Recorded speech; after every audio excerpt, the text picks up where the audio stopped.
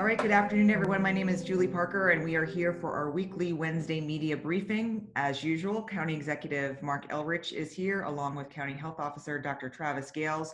Also this week, Dr. Earl Stoddard, who is our Office of Emergency Management and Homeland Security Director, is here to talk about a few recovery matters. We have a few brief opening remarks about where phase 2 stands. As you all know, Montgomery County will open on Friday at 5 o'clock for phase 2, but we have some additions we'd like to share with you. And for that, I'll turn it over to the county executive. So thank you all for joining us today. We are at the beginning of phase 2 reopening. That'll begin this Friday at 5 o'clock. I think you all probably read the press releases and everything else. We continue to open things with restrictions. This is part of a gradual process, and we're trying to avoid what has happened in other jurisdictions around the country. We're having reopened, they're now experiencing major upticks in cases, and some jurisdictions are pondering walking back their lifting of restrictions, and we'd like not to do that. We'd like to get ourselves opened effectively and not have to walk things back, but to be able to continue to slowly improve our openings as the conditions in the county improve.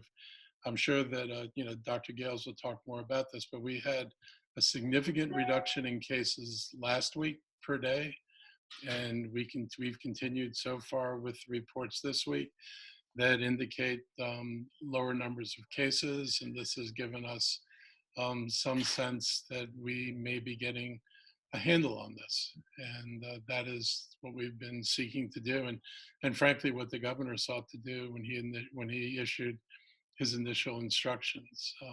We were a state that I think got more out in front of this than other states did, and we've been able to bend the curve earlier than other states were able to bend it, and I think we're seeing the benefits from it, and hopefully will continue in this direction.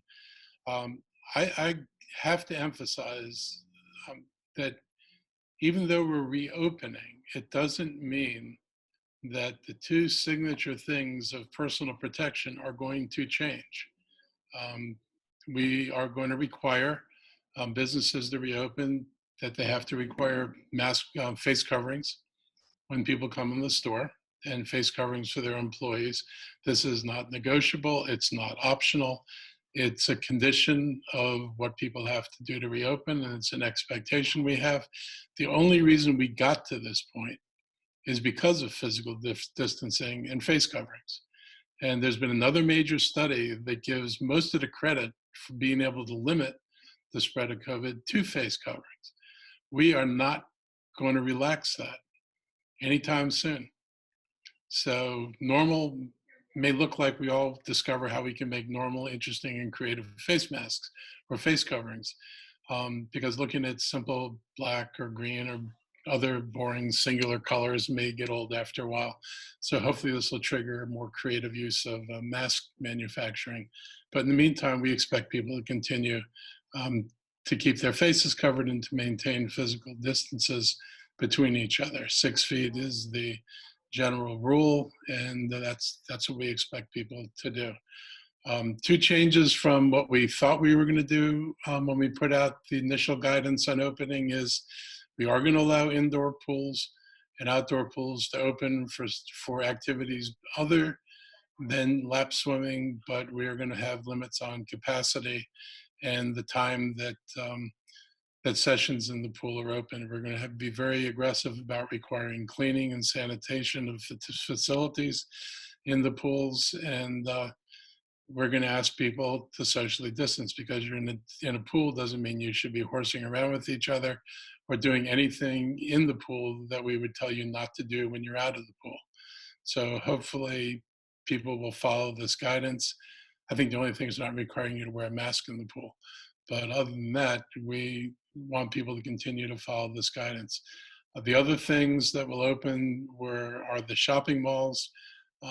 We will have restrictions. The food courts will not be opening, and we are not going to allow people to gather in the mall as you go from one store to another. They're open for shopping. People should enter the mall, go to the stores they want to shop at. This is not an opportunity to sit on the benches and hang out with people and talk.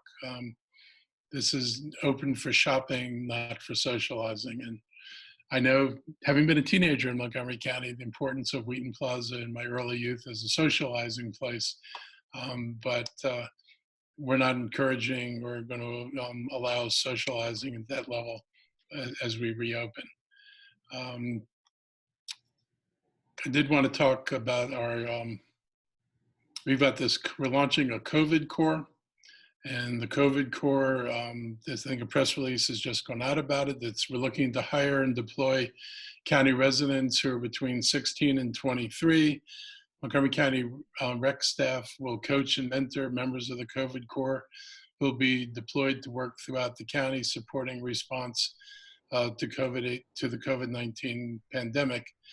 Young people in the county we know need employment opportunities, and the COVID core will help with that, and also help in giving youth an opportunity to develop skills.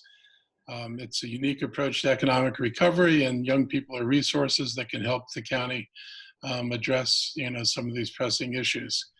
There will be positions in food security, which will include working with the county, MCPS, and other food serving organizations who are packaging and distributing and delivering meals around the county to vulnerable populations. There'll be opportunities for community outreach and translation. Translation is really important for us, so people with language skills, are especially valuable to us in this time. And also in Tech Connect, helping teach seniors how to use technology in order to connect. We've done an increasing amount of our business on using technology, but not everybody is savvy in technology. So on the one hand, it greatly expands our reach. It means that people don't have to come into meetings. There are a lot of good things that come with this, but for people who aren't tech savvy, it still remains a block. And we want to help those folks develop the skills so they can take advantage of our ability to do increased outreach and put out more information. So I'll stop there, and I guess it goes over to Dr. Gayles. Good evening, everybody, and happy Wednesday. Always a pleasure to be with you. I won't add too much more to what the county executive has said to leave room for questions, other than to say that we have seen significant improvement in our metrics and our data dashboard, and particularly over the last 4 to 5 days, the number of new cases that we have seen have dropped significantly. Our average is now under 100. And we had multiple days where our case count was in the 50s, as well as a couple of days in the 70s. So we continue to monitor that. This is potentially encouraging because it's in the setting of increased testing efforts across the county. To date, we have tested over 74,000 residents, which is approximately 7.3% of our population, and we have conducted over 87,000 tests. In the last 7 days, the test positivity average has dropped to 7.6%, which again is significantly lower than where we experienced in early May, around 30%. Now, I will caution, however, is that even though we are seeing lower numbers of cases compared to where we were 14 days ago, we still see pockets of the virus within our community. And so our efforts moving forward is a continued, very active approach that continues to address the concerns for the county overall, but is really honing in on those areas where we continue to see increased cases. And we are looking to expand our testing access in those zip code areas, as well as access to our contact tracing mechanisms and other outreach measures that we know are effective in terms of mitigating further transmission. So we continue that work, and we continue to do what we can to drive the burden of the virus in our community down, because that will be what is effective in determining how we move forward. To emphasize what the county executive said, is we still need to be vigilant, if not more so vigilant, in terms of adhering to the public health guidance around wearing face coverings, physical distancing, and avoiding crowds and spaces and interactions with others outside of our normal networks as much as possible. Because the activities that we are reopening in phase 2 do still carry some risk of transmission if those provisions are not adequately followed. I'll stop there, turn the floor over to Dr. Stoddard, but happy to answer any questions that you have. Thank you. Good afternoon. I only have a couple updates because I do want to obviously give us plenty of time for questions. I did want to talk a bit about our ambassador program. And so for those who aren't familiar with this, this is an effort that we undertook with the beginning of phase 1. I believe the first ambassadors were out operating on June 7th, and they've been operating every day, 7 days a week, continuously since then. What these ambassadors are, they're actually from our Department of Housing and Community Affairs. They're currently housing inspectors, but who have been sort of on administrative leave until they came back to do this activity. And they're actually going out and working with businesses throughout the community. We've visited 1,216 businesses so far as of this morning, and basically provide them guidance or recommendations or thoughts on how they can meet some of the public health measures and still be able to operate their businesses. If we encounter businesses that don't have as much PPE as they need, we'll actually provide them with the personal protective equipment to allow them to continue to operate. They're not issuing citations. They're not issuing anything in terms of closing down businesses. For the most part, what they've found is that many of the businesses are doing everything, and actually in many cases going beyond the public health requirements to keep people safe. There are a few instances we found where just because of sometimes the discongruency between what the county's doing, what the state's doing, some businesses did not necessarily always know exactly what they were supposed to be doing. In terms of, we had some indoor restaurants that had opened before even the state had allowed them, or we had other businesses that had opened prior to the county had allowed them, and we just simply educated them about the current position or the current openings in Montgomery County. They were very receptive to our feedback, and they'll continue into phase 2 and likely continue through the end of phase 2 because we know many of our other businesses will be reopening and will need the same level of assistance. We continue to receive a ton of questions from across the business sector on how they can effectively do reopening, and we actually have a team that is dedicated, that meets daily to go through those questions and try and give back speedy answers to the inquiries. I mean, we know that we've essentially set up a sort of a regulatory regime as it relates to reopening in terms of rules, and we know that there are going to be cracks gaps between the rules of, do I qualify as a restaurant or do I qualify as a retail place, depending on the nature of my business. And we're trying to answer those questions as quickly as we possibly can to give people the guidance that they need to operate. Overall, I think that the business community has done a tremendous job in working with us, and frankly, the public has done a great job following the guidance. We just need to keep, as the county executive said, even as we reopen, we have to follow those basic public health measures that will keep us all safe. We do not want to have to go backwards. We do not want to have to close businesses. We do not want to have to implement some of the measures again that we've already had to implement, but we need the public's help and our businesses' help in ensuring that happens. Thank you all. And let's start with Brianna from Bethesda Beach. She's got a question for Dr. Gayles. Yes, hi. Thanks for being here today. Obviously, the metrics have shown significant progress or have been met. Where do we need to get to with the metrics in order to move to phase 3? And do you expect that you will want 2 weeks of data from the second phase as you did with the first before deciding to move on? Sure. Good afternoon, Brianna, and thank you for your question.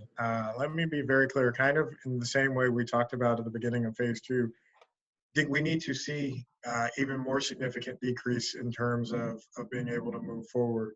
So while, yes, we are, celebrate is a strong word, but while we are happy to see the numbers in terms of our averages being in the 50s to 60s versus the hundreds or 200s, we need that number to drop even more.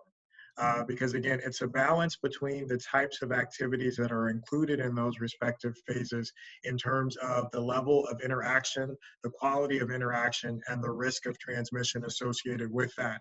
So that's why we are working to, as actively and aggressively as we can, identify cases very quickly, dispatch services in terms of contact tracing to those points to limit the exposure of those individuals to other folks, again, to drive that number down even more.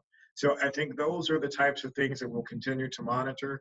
I can't say at this moment in terms of a definitive piece to say, you know, when we've achieved, certainly we would look at a minimum of 14 days, but I think the bigger picture is making sure those numbers are as low as possible. And all of the other measures that approximate the impact of the virus, including the percent of hospitalizations, the utilization of emergency rooms and healthcare facilities to treat COVID-like illnesses, as well as the number of deaths, continue to decrease to a level where the burden of the virus is significantly low in the community. Thank you, Dr. Gayles. Next up is Randy Bass with WDVM, also for Dr. Gayles on reopening.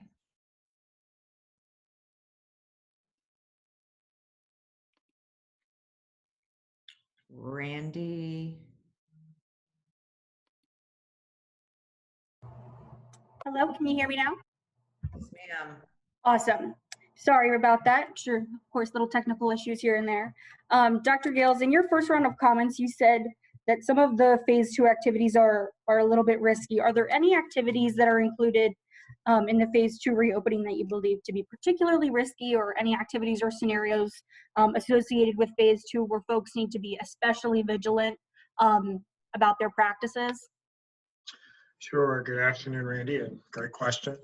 So I want folks at home to understand that we looked at all of the different activities that we have put forward and assessed their risk of transmission and included language and provisions to strengthen the safety and mitigate any types of transmission.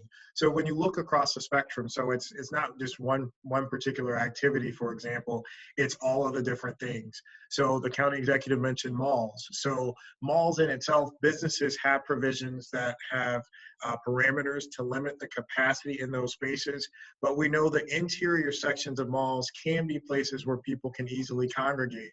And we don't want that to happen. So that's why we said malls can open, but we put in provisions to say we're limiting the number of folks who can be in those spaces and minimizing the areas that could promote congregate sections that would enhance transmission.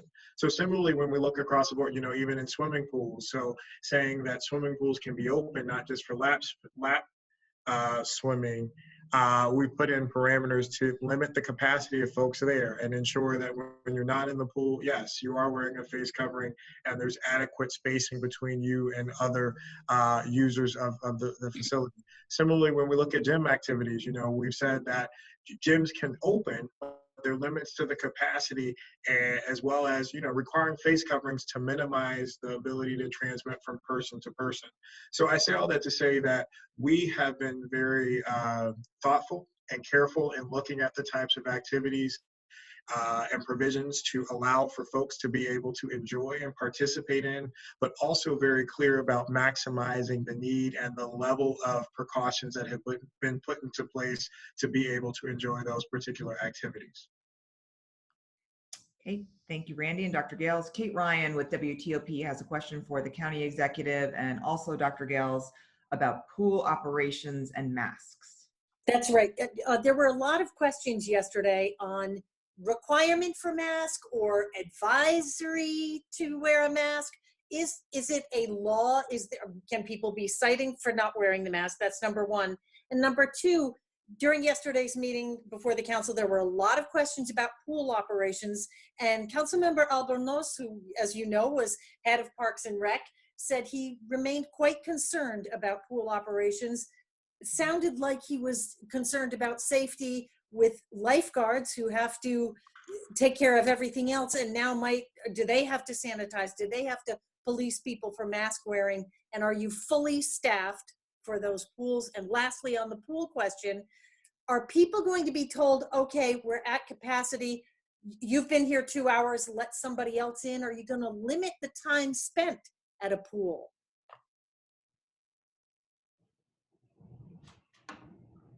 So there were a series of questions, so I will try to I answer know. as best as I can from memory. And Dr. Stoddard and County Executive Elrich, feel free to jump in as well. I think that the expectation is that face coverings will be worn and required to be worn in spaces, again, where physical distancing is difficult. We already have that requirement very clearly in place in terms of our indoor facilities, and the expectation is that they will be worn in outdoor spaces as well, you know, for example, where physical distancing is not possible. Because we know the value of it, in particular protecting the rate of transmission, particularly from those who are asymptomatic. And as spelled out very clearly, I think in many aspects of the executive order, there are special commentary points where we say where, you know, we specifically call out where masks are needed to be worn in those particular settings. So for example, obviously you can't wear a mask when you're swimming, but while you are outside of the pool, and for example, the staff who are associated with the pool facility should have on masks, as well as the clients. And I think the expectation is, I think one of the other things is even when we're saying businesses can open, it also gives businesses the time to be able to have the necessary provisions in place, whether it's staffing or those types of things. It's not saying just because it's open on Friday that you have to open that day. And so the expectation is that, you know, businesses will have time to do what they need to do to have the necessary provisions in place to make sure that the facilities can be used safely in a general sense, but also have the extra safety precautions put in place to mitigate transmission of the virus. And again, on pool, will there be a time limit? I can see yesterday there was the comment, I think you heard it when they said, you can't just park there all day. You know, you just can't. That's a lot of people do that in the summertime. That's how they spend their days. But to be fair and equitable, you know, because capacity will be an issue, will people be asked to leave after a certain amount of time? So I can address that. So obviously, when it comes to, I mean, the county operates pools through our Department of Recreations. And for those pools, there will be a set of, you know, there will be a process that looks very much like you've described that we'll be talking about more. Where you have a block of time that you're going to sort of reserve, and you'll be in for a period of time, then you'll leave. More details to come on that. And also, I think that we've alluded to this. I certainly alluded to this in the council session yesterday. But the Department of Recreation operated pools will not open on Friday. They will follow along shortly, hopefully shortly thereafter, and we'll have a schedule for that. But obviously, we like we've said this whole time, have been following the data, and therefore we couldn't tell our pools that, hey, get ready to open on, you know, the 19th, because that's the exact day that we're going to be ready to move forward. And so obviously they've got to hire 600 seasonal workers and train them. And as you've alluded to, you know, train them in a way that is a little bit different than they have in the past. And so it's going to take a little bit of time for that to happen. So the county operated pools will not open on Friday. They will likely follow thereafter, and they will come with essentially a very close to a reservation process where you're right. We do want to be equitable with the distribution of our county pool resource to make sure that we have, you know, everyone can get an opportunity who wants to utilize them, and they'll do blocks of time. So I'll just add that Dr. Stoddard, you know, talked about our ambassador program and that, you know, we're not giving out tickets or anything. The governor's order has a $5,000 fine and up to 1 year in prison misdemeanor for not following the mask order. So we're not starting there, but I guarantee you that if we encounter businesses that do not have their employees masked, aren't following sanitation, if they're allowing customers to come in the store without masks, they won't stay open. It's that simple. You know, our job, opening or not opening, is keeping people safe. And we've had enough experience, and this country's had enough experience of what keeps people safe and what puts people at risk. And we're going to delineate the physical spacing and the wearing of a face covering. And that is something we expect everybody to do anytime they're in a public place with other people, with obvious exceptions like swimming. And when you're in indoor dining, we don't expect you to wear a mask and eat. That would be rather difficult. But if you're not sitting at your table and eating, you will be wearing a mask. And it's that simple. And we expect, the businesses that have wanted to open to understand that this will not only make their folks safer, it'll probably make their customers feel better, because if customers go in and see that we're doing the things that we know were helpful in turning the curve on this thing, that'll probably give customers a higher level of confidence to go into these businesses. We already know that from polls that have been done that people may be less ready to enter businesses than businesses are ready to open. And a lot of that has to do with concerns about spread. We want to make sure that people don't have the concerns. More importantly, we want to make sure it doesn't spread. Thank you, Kate, for your questions. Amy Cho with Channel 4 has a question for the county executive on July 4th. Hi, my question, like you said, looking ahead to July 4th, obviously a day when, a lot of people may be wanting to gather, things like that. And of course, fireworks are illegal in Montgomery County, but do you all have any concerns about people not following the social distancing guidelines? And are you going to be putting any policies into place to ensure that social distancing on that day? I don't know how you put a policy in place that's different than your policy for every other day of this period. I can't imagine how I'd legislate for July 4th any differently than what we've said we expect from people on all the other days of this month. So we're hoping that people take this seriously. And since you're in a county where you can't buy fireworks, even sparklers, that there should not be many of the kinds of gatherings where people are celebrating. I mean, a lot of people go to the big events that have traditionally been held. We're not holding ours this year. And I think that should help tamp down some of the groupings. But I'm hoping if people are having a picnic, that they just stick by the rules. I mean, I don't have enough police to drive by every street and look at every party and make sure everybody's doing what they're supposed to be doing. So far, I think people have been pretty responsible and pretty responsive to what we've asked them to do. And we're hoping they can resist the temptation to break out of that on July 4th. That would just be a mistake. And I think most people get that. Okay, thank you, Amy. Brianna is back with a question for Dr. Gayles and the county exec on testing. Yes, I'm not sure who wants to answer this one, but I have a question regarding an update on the Advogenics testing. I believe it was last week that you all said there was a delay in launching those since the system was still being set up to be able to share data with the state. So what is kind of the updated timeline of that? And I know on June 8th, it was initially supposed to provide up to 20,000 per week. So what's the updated timeline for that capacity? Sure, I'd be happy to start. So I want to frame it in the larger context of the larger efforts that we're doing to increase testing across the jurisdiction.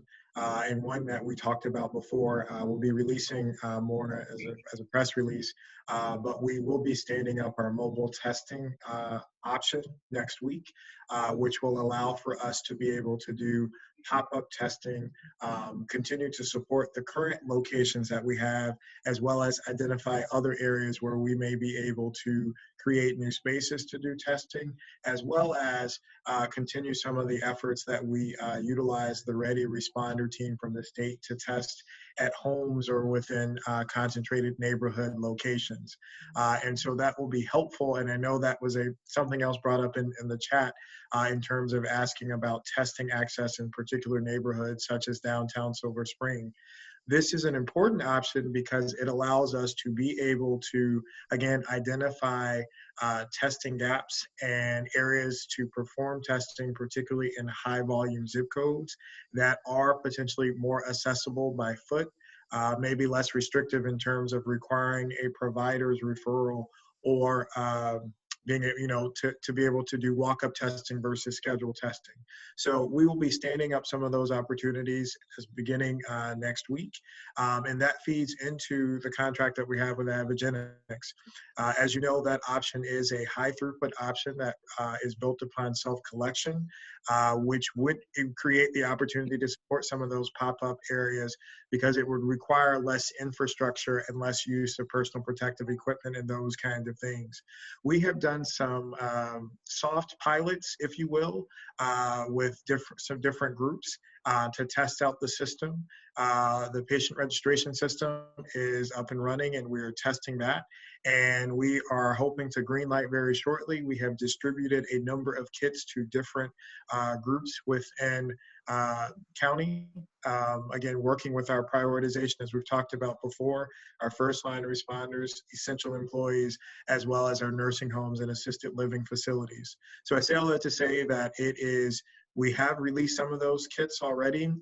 We have started to test in a limited capacity, and as soon as the final details, which hopefully today, we'll be able to launch some of those larger scale testing efforts with those priority groups that we mentioned. That cover it, Brianna? Yes, thanks. Okay. And then Lillian Moss has a question with County Cable Montgomery for the county executive regarding evictions.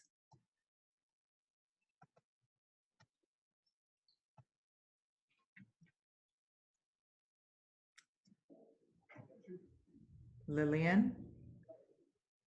Unmute yourself, Lillian. I did. Can you hear me now? Yes. Okay, so I just wanted to know where is the county standing in terms of evictions? We haven't heard much from the governors, but since the county is reopening in a slower pace, I wanted to know where we're standing in terms of evictions. That's one of the questions that we get the most.